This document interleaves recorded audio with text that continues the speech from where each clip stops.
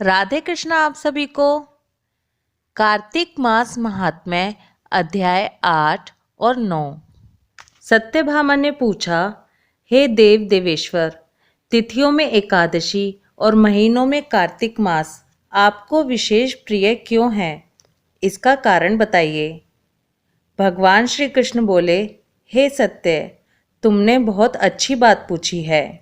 एकाग्रचित होकर सुनो। प्रिय, पूर्व काल में राजा पृथु ने देवऋषि नारद से ऐसा ही प्रश्न किया था। उस समय सर्वज्ञ मुनि ने उन्हें कार्तिक मास की श्रेष्ठता का कारण बताया था। नारद जी बोले, पूर्व काल में शंख नामक एक असुर था, जो त्रिलोकी का नाश करने में समर्थ तथा महान बल एवं पराक्रम से युक्त था। वह समुद्र का पुत्र था। उस महान असुर ने समस्त देवताओं को परास्त करके स्वर्ग से बाहर कर दिया और इंद्र आदि लोकपालों के अधिकार छीन लिए। देवता मेरुगिरी की दुर्गम कंदराओं में छिपकर रहने लगे, लेकिन देवता शत्रु के अधीन नहीं हुए। तब दैत्य ने सोचा कि देवता वेद मंत्रों के बल से प्रबल प्रतीत होते हैं। यह बात मेरी समझ में आ गई है, अतः मैं वेदों का ही अपहरण करूंगा। इससे समस्त देवता निर्बल हो जाएंगे। ऐसा निश्चय करके वह वेदों को हरकर ले गया। उसके द्वारा ले जाए जाते हुए वेद भय से उसके चंगुल से निकल भागे और यज्ञ, मंत्र एवं बीजों के साथ जल में समा गए। शंखासुर उन्हें ढूंढता हुआ समुद्र के भीतर घूमने लगा, किंतु उसने कहीं भी एक जगह वेद मंत्रों को नहीं देखा। इधर ब्रह्मा जी पूजा की सामग्री लेकर देवताओं के साथ वैकुंठ लोक में जा भगवान विष्णु की शरण में गए। उन्होंने भगवान को जगाने के लिए गीत गाए और बाजे बजाए। तब भगवान विष्णु उनकी भक्ति से संतुष्ट होकर जग उठे। देवताओं ने उनका दर्शन किया। वे सहस्रों सूर्यों के समान कांतिमान दिखाई देते थे। उस समय षोडशोपचार से भगवान की पूजा करके देवता उनके चरणों में गिर पड़े।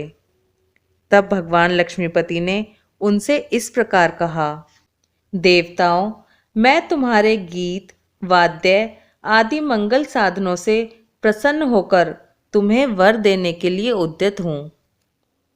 कार्तिक शुक्ल पक्ष की एकादशी को तुमने मुझे जगाया है, इसलिए यह तिथि मेरे लिए अत्यंत प्रीतिदायिनी और माननीय है।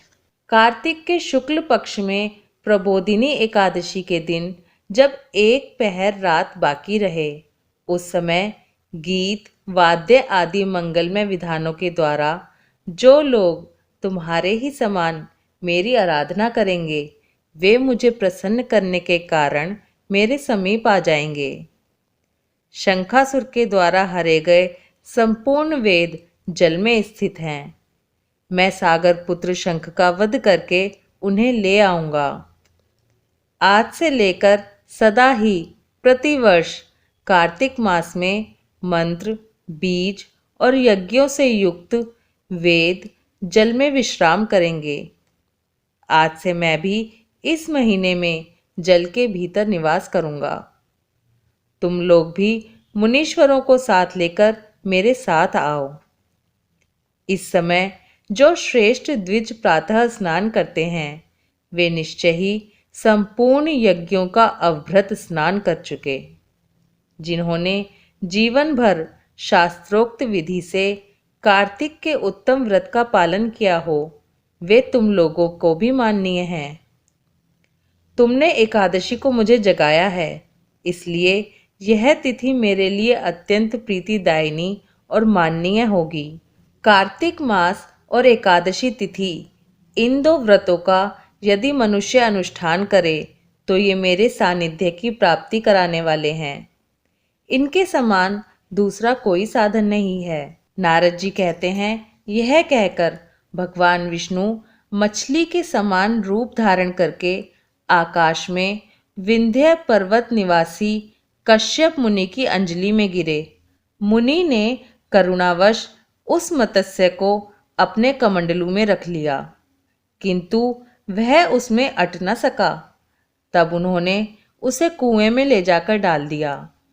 तब उसमें भी वह ना रह सका। तब मुनि ने उसे तालाब में पहुंचा दिया, किंतु वहां भी यही दशा हुई। इस प्रकार उसे अनेक स्थानों में रखते हुए अंत तो गत्वा उन्होंने समुद्र में डाल दिया। वहां भी बढ़कर वह विशालकाय हो गया। तदंतर उन मत्स्य रूपधारी भगवान विष्णु ने शंखासुर का वध किया और उस शंख को अपने हाथ में लिए वे बद्रीवन में गए। वहां संपूर्ण ऋषियों को बुलाकर भगवान ने इस प्रकार आदेश दिया। श्री विष्णु बोले, महर्षियों, जल के भीतर बिखरे हुए वेदों की खोज करो और रहस्यों सहित उनका पता लगाकर शीघ्र ही ले आओ। तब तक मैं देवताओं के साथ प्रयाग में ठहरता हूँ। तब तेज और बल से संपन्न समस्त मुनियों ने यज्ञ और बीज सहित वेद मंत्रों का उद्धार किया। जिस वेद के जितने मंत्र को जिस ऋषि ने उपलब्ध किया, वही उतने भाग का तब से ऋषि माना जाने लगा। तदंतर सब मुनि एकत्रित होकर प्रयाग में गए तथा ब्रह्मा जी सहित भगवान विष्णु को उन्होंने प्राप्त किए हुए वेद अर्पण कर दिए। यज्ञ सहित वेदों को पाकर ब्रह्मा जी को बड़ा हर्ष हुआ तथा उन्होंने देवताओं और ऋषियों के साथ प्रयाग में अश्वमेध यज्ञ किया। यज्ञ की समाप्ति होने पर देवता, गंधर्व, यक्ष, किन्नर तथा गुह्यकों ने पृथ्वी पर साष्टांग प्रणाम करके यह प्रार्थना की। देवता बोले, देवादिदेव जगन्नाथ, हे प्रभो, हमारा निवेदन सुनिए। हम लोगों के लिए यह बड़े हर्ष का समय है, अतः आप हमें वरदान दें। रमापते, इस स्थान पर ब्रह्मा जी को खोए हुए वेदों की प्राप्ति हुई है तथा आपकी कृपा से हमें भी यज्ञ भाग उपलब्ध हुआ है। अतः यह स्थान पृथ्वी पर सबसे अधिक श्रेष्ठ और पुण्यवर्धक हो। इतना ही नहीं, आपके प्रसाद से यह भोग और मोक्ष का भी दाता हो। साथ ही यह समय भी महान पुण्यदायक और ब्रह्म हत्यारे आदि की भी शुद्धि करने वाला हो। इसमें दिया हुआ सब कुछ अक्षय हो, यही वर हमें दीजिए। भगवान विष्णु ने कहा, देवताओं, तुमने जो कुछ कहा है उससे मेरी भी सम्मति है, अतः तुम्हारी इच्छा पूर्ण हो। यह स्थान आज से ब्रह्मा क्षेत्र नाम धारण करे। सूर्य वंश में उत्पन्न राजा भगीरथ यहाँ गंगा को ले आएंगे और वह सूर्य कन्या यमुना जी के साथ यहाँ मिलेगी। ब्रह्मा जी सहित तुम संपूर्ण देवता भी मेरे साथ यहाँ निवास करो। आज से यह तीर्थ तीर्थराज के नाम से विख्यात होगा। यहाँ किए हुए दान, व्रत, तप, होम, जप और पूजा आदि कर्म अक्षय फल के दाता और सदा मेरी समीपता की प्राप्ति कराने वाले हों। 7 जन्मों में किए हुए ब्रह्म हत्या आदि पाप भी इस तीर्थ का दर्शन करने से तत्काल नष्ट हो जाएं। जो धीर पुरुष इस तीर्थ में मेरे समीप मृत्यु को प्राप्त होंगे, वे मुझ में ही प्रवेश कर जाएंगे। उनका पुनर्जन्म नहीं होगा। जो यहाँ मेरे आगे पितरों के उद्देश्य से श्राद्ध करेंगे, उनके समस्त पितर मेरे लोक में चले जाएंगे।